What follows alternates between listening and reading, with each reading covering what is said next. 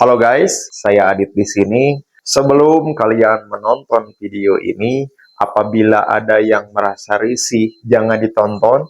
Silahkan kalian skip saja. Apabila Anda ingin berdiskusi, silahkan tonton sampai habis ya guys ya.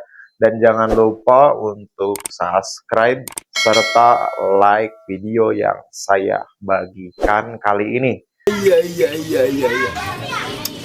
Kali ini saya akan membahas pertandingan antara Timnas Indonesia dengan Timnas Uzbekistan di perhelatan Piala Asia Usia 23. Yang menjadi dasar adalah berita-berita tentang ini nih, yang menyebutkan bahwa pertandingan Timnas Indonesia versus Timnas Uzbekistan itu akan diulang. Banyak sekali VT-VT serta berita-berita yang menerangkan bahwa pertandingan antara Timnas Indonesia dengan Timnas Uzbekistan itu akan diulang.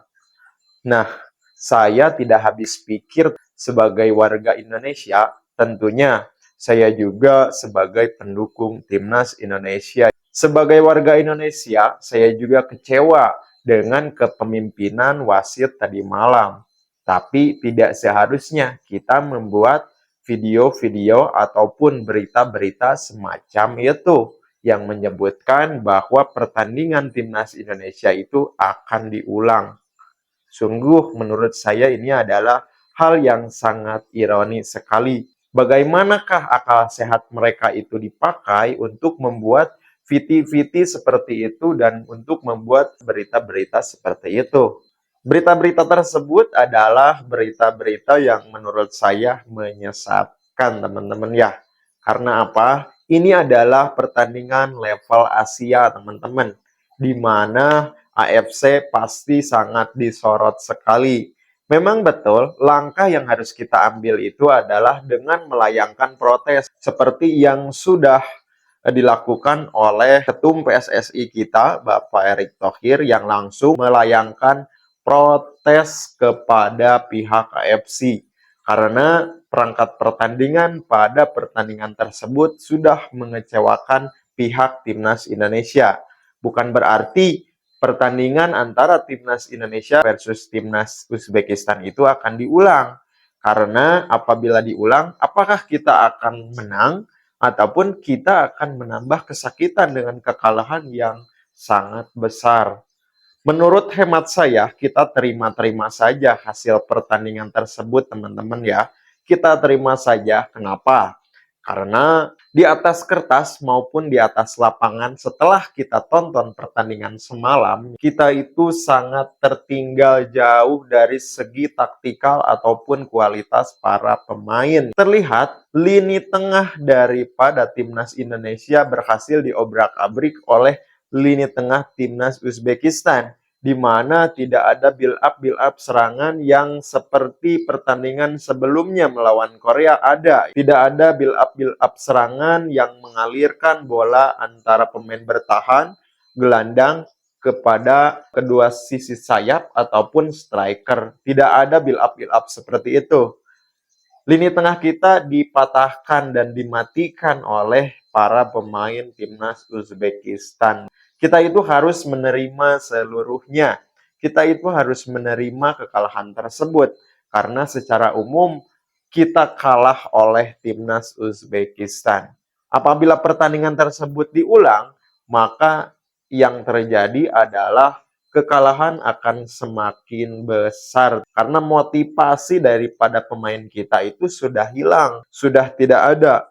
Ingat, kekecewaan itu akan sangat mendalam bagi para pemain apabila pertandingan tersebut diulang. Bukan tidak mungkin kita mampu mengimbangi, akan tetapi akan dicap seperti apakah Timnas Indonesia di mata dunia karena merasa dianakmaskan oleh AFC apabila pertandingan tersebut diulang.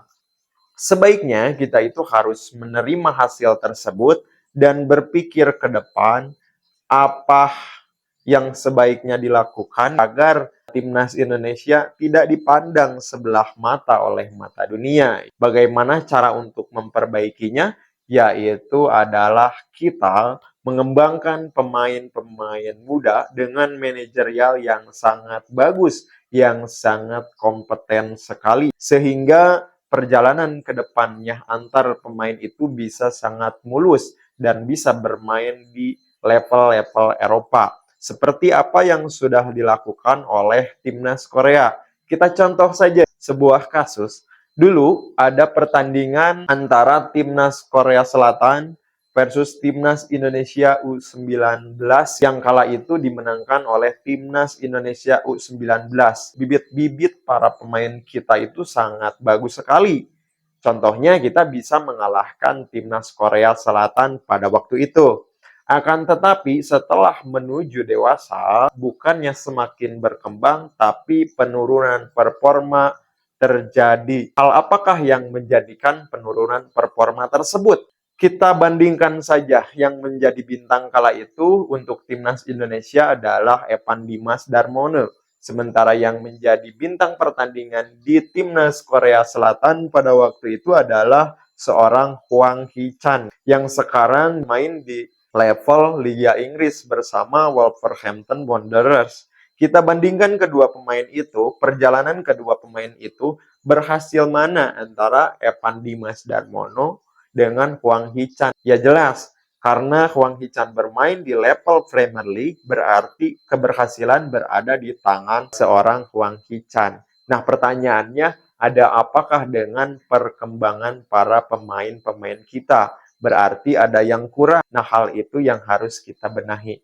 Kita percaya bahwa Ketum PSSI kita sudah bertindak dengan sangat bagus dari segi pengelolaan. Hanya saja ada yang kurang dan butuh support dari seluruh lapisan elemen masyarakat Indonesia. Nah, kita bisa mencontoh kasus itu dan menjadikan motivasi bagi kita semua supaya perkembangan pemain-pemain kita ke depannya akan setidaknya mengimbangi permainan-permainan mereka yang sudah berada jauh di depan.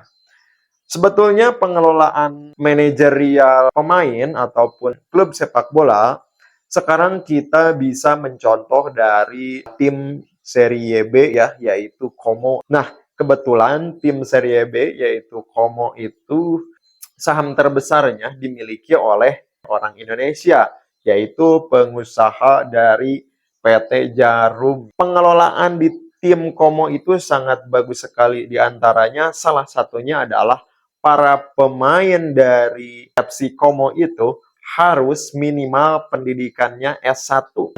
Kenapa harus S1? Karena ada perbedaan cara pandang yang sangat jauh sekali antara para pemain yang berpendidikan tinggi dengan para pemain yang pendidikannya di bawah S1. Maka dari itu kita lihat beberapa tahun ke belakang sebelum Como diakuisisi oleh PT Jarum, Como itu berada di Serie D. Selang beberapa tahun ke depan, Como itu sekarang sudah berada di titik Serie B dan berada di urutan kedua Serie B. Bukan hal yang tidak mungkin FC Como itu bisa promosi ke Serie A karena manajemen dari klubnya itu yang sangat bagus. Nah, sebetulnya klub-klub di Indonesia juga sepatutnya mencontoh apa yang sudah dicontohkan oleh PT Jarum dalam mengakuisisi Como. Timnas Indonesia juga bisa mencontoh FC Como dalam segi manajerialnya. Berhubung pemilik dari FC Como itu adalah orang Indonesia, nah apa salahnya sih kita berguru kepada orang Indonesia bagaimana cara manajerial sebuah tim yang sangat baik. Salah satunya adalah dengan menghilangkan mafia-mafia, tidak ada pemain titipan dan lain sebagainya. Insya Allah ke depan timnas Indonesia akan berjaya di mata Asia maupun dunia. Itu saja penjelasan dari saya. Sebaiknya kalian tidak usah menonton VT-VT dan tidak usah membaca pertandingan Indonesia itu akan diulang versus Uzbekistan, teman-teman ya.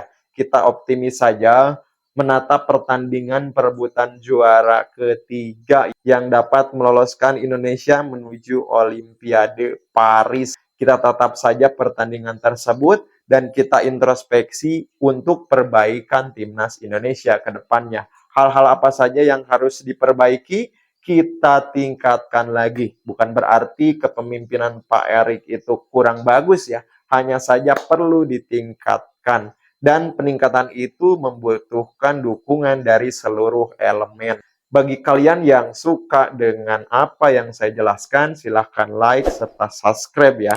Bagi yang tidak suka, silahkan kalian skip video ini seperti apa yang sudah saya katakan di awal. Salam Timnas Indonesia.